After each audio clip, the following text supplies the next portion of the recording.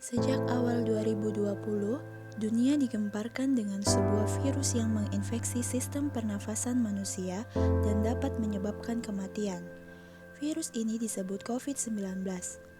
COVID-19 sendiri merupakan keluarga besar dari virus SARS dan MERS yang pertama kali diidentifikasi di kota Wuhan, China pada Desember 2020.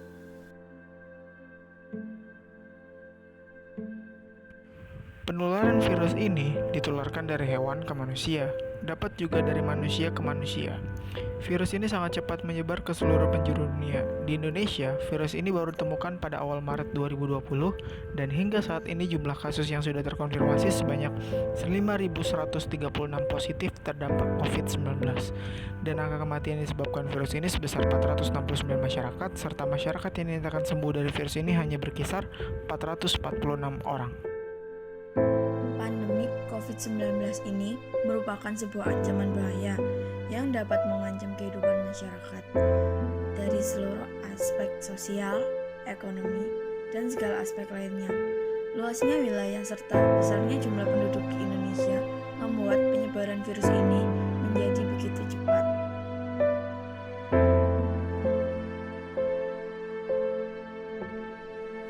Wabah corona memang menjadi ketakutan kita bersama.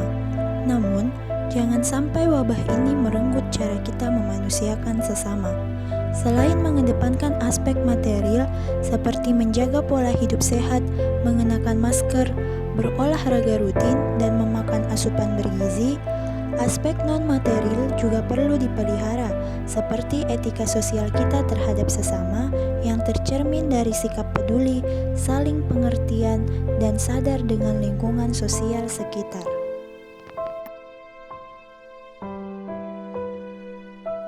Wujud nyata dari disorganisasi ialah prasangka dan diskriminasi. Hal ini dapat dilihat dari berbagai pemberitaan di media mengenai reaksi masyarakat saat ada warga Indonesia yang positif terjangkit virus corona.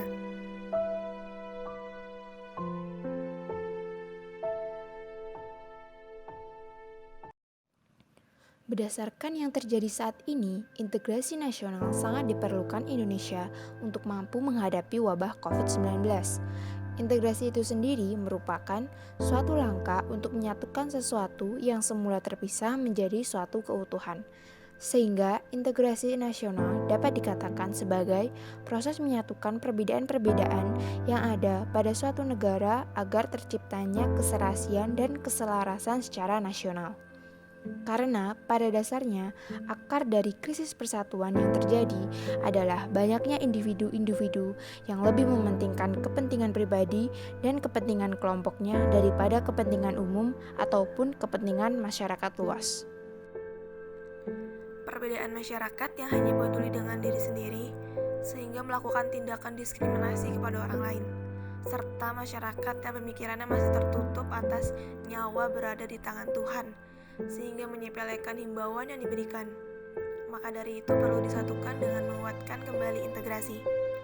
Ketika integrasi kembali dikuatkan, akan tercipta keselarasan dan keharmonisan dalam menjalankan kehidupan bermasyarakat yang dapat membantu menekan terjadinya bertambahnya kasus-kasus akibat wabah ini. Malam itu aku menggali di dalam ingatanku,